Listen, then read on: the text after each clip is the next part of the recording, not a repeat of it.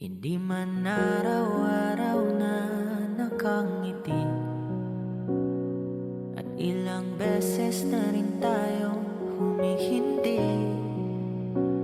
Di na mabilang ang ating mga tumpuhan. Away ba't di natin di na namamalayan? Heto tayo, ngunit